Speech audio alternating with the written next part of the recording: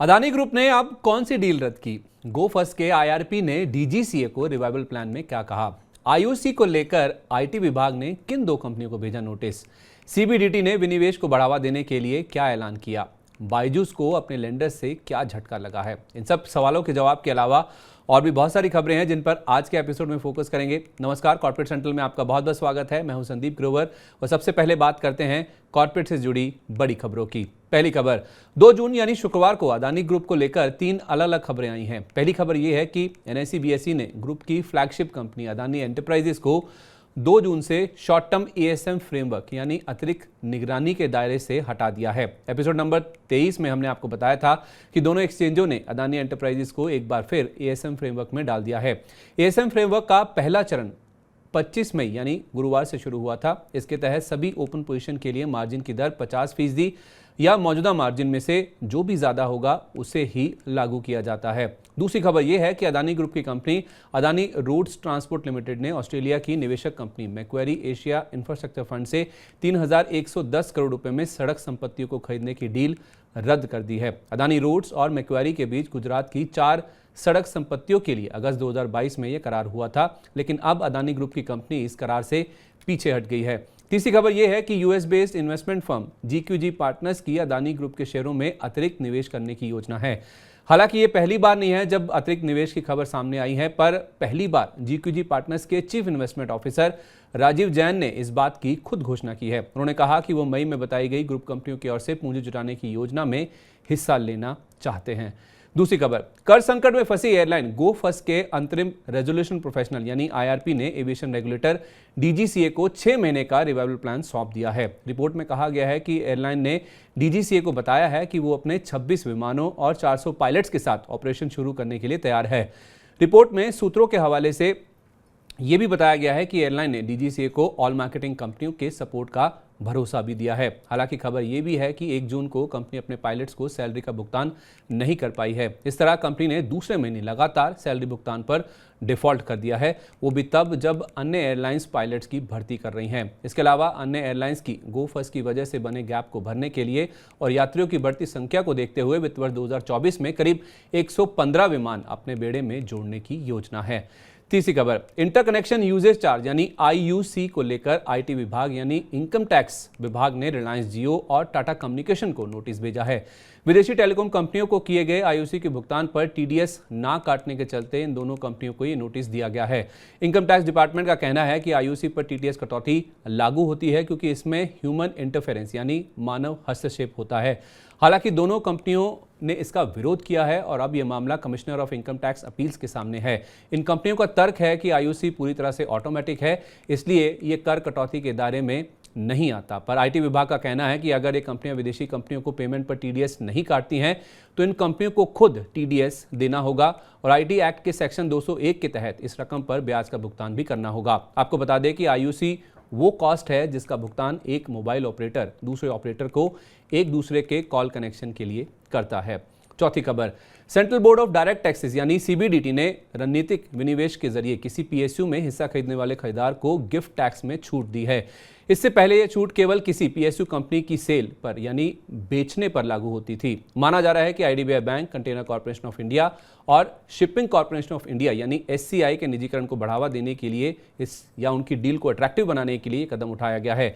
इन सभी कंपनियों के लिए सरकार लंबे समय से खरीदार ढूंढ रही है और ऐसा अनुमान है कि इन तीनों कंपनियों में हिस्सा बिक्री इसी वित्त वर्ष में पूरी हो सकती है।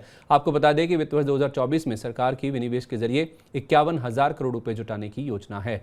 पांचवी खबर, metal and mining company Vedanta की parent company Vedanta resources limited यानी वीआरएल ने अपनी 2 प्रतिद्वंदी कंपनियों से $45 करोड़ की रकम जुटाई है।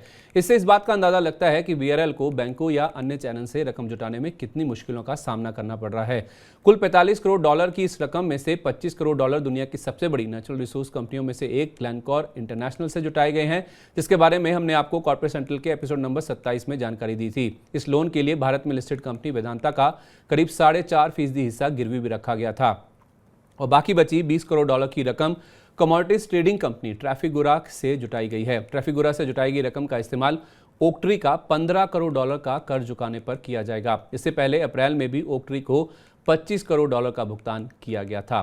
छठी खबर, एसएल समूह की कंपनी डिश टीवी ने गुरुवार 1 जून को माइनॉरिटी शेयरधारकों की ओर से कंपनी को दिए गए एक्स्ट्रा ऑर्डिनरी जनरल मीटिंग यानी ईजीएम बुलाने के प्रस्ताव को खारिज कर दिया है।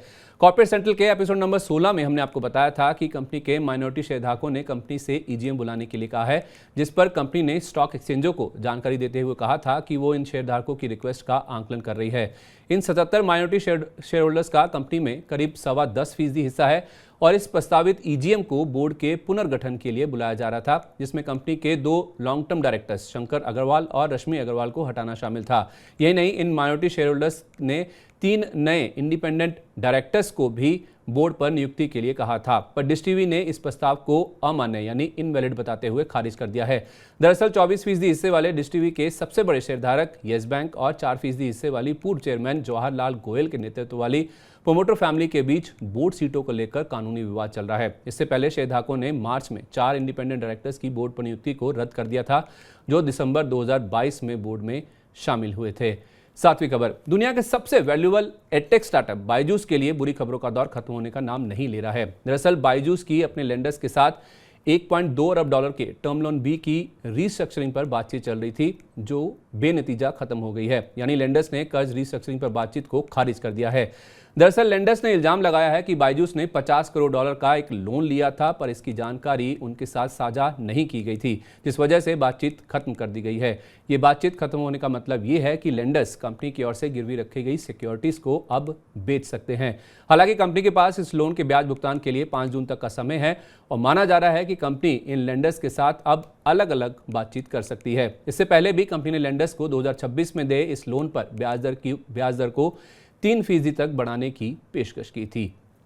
तो ये था कॉर्पोरेट से जुड़ा आज का पूरा अपडेट। अब बात करते हैं मार्केट्स की और कुछ ऐसे शेयरों पर नजर डालते हैं जिनमें आज दमदार एक्शन देखने को मिला और उसके पीछे की वजह भी समझ लेते हैं। पहली खबर, आदित्य बिरला ग्रुप की फाइनेंशियल सर्विसेज कारोबार से जुड़ी कंपनी एबी कैपिटल के शेयर में शुक्रवार 2 जून को 2.25% तक का उछाल देखने को मिला। इंट्राडे में शेयर ने ₹176.60 का नया हाई भी छुआ, जो कि 52 हफ्ते का उच्चतम स्तर भी है। दरअसल एबी कैपिटल के बोर्ड ने प्रेफरेंशियल इशू के जरिए शेयर जारी करने को मंजूरी दे दी है। ये शेयर प्रमोटर और प्रमोटर ग्रुप एंटिटी को ₹165.10 के भाव पर जारी किए जाएंगे, जिसके जरिए कंपनी 1250 करोड़ रुपए जुटाएगी। आपको बता दें कि 11 मई को कंपनी के बोर्ड ने 3000 करोड़ रुपए की पूंजी जुटाने को मंजूरी दी थी और ये प्रेफरेंशियल इशू उसी मंजूरी का ही हिस्सा है। इस प्रस्ताव के जरिए ग्रासिम इंडस्ट्रीज को 1000 करोड़ रुपए के निवेश के बदले 6 करोड़ 6 लाख शेयर और सूर्य किरण इन्वेस्टमेंट्स को 1 करोड़ 51 लाख शेयर जारी किए जाएंगे, जिसके लिए 250 करोड़ रुपए का निवेश करना होगा। दूसरी खबर, mid cap IT company Cyient के शेयर में शुक्रवार को 11% से ज्यादा का उछाल देखने को मिला। शेयर ने दिन के दौरान ₹1524.75 का इंट्राडे हाई बनाया, जो कि शेयर का अब तक का उच्चतम स्तर है, यानी कि रिकॉर्ड उच्चतम स्तर है। इनफैक्ट साइंट के शेयर ने अब तक के लिस्टिंग इतिहास में पहली बार ₹1500 का स्तर पार किया है। बीते 1 महीने में शेयर करीब 30% और इस साल अब तक 82% चढ़ चुका है। इस शेयर में तेजी के पीछे 2 बड़ी वजह हैं। पहली ये कि कंपनी के मैनेजमेंट की ओर से दिया गया मजबूत बिजनेस आउटलुक। कंपनी ने चौथी तिमाही के नतीजे दिग्गजों के साथ साथ मिड कैप आईटी कंपनियों की तुलना में भी मजबूत रहे थे और उसके साथ साथ गाइडेंस भी काफी मजबूत थी।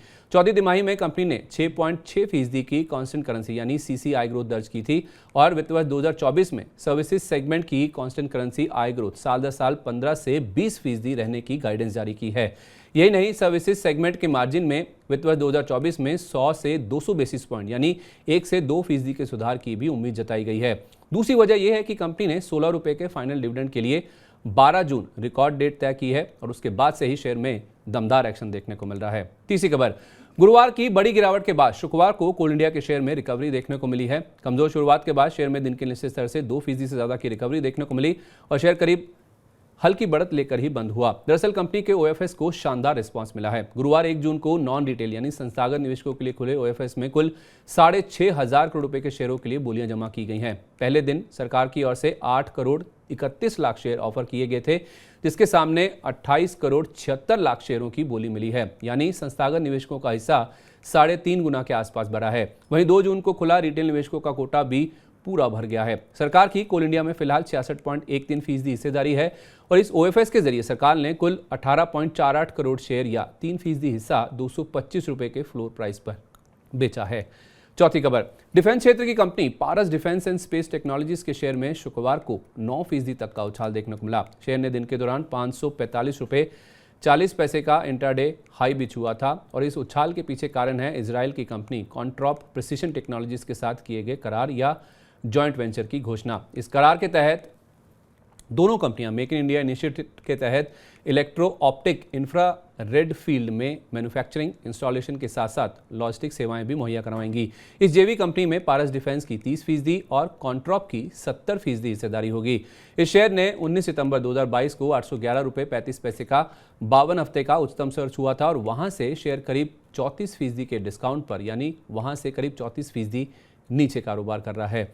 इसी के साथ कॉर्पोरेट सेंट्रल में आज के लिए बस इतना ही। वक्त है आपसे विदा लेने का, लेकिन चलते चलते आपको बताते हैं कि सोमवार के बाजार पर कौन से ऐसे अहम इवेंट्स हैं और बड़े ट्रिगर्स हैं जो कि खास तौर पर असर डाल सकते हैं।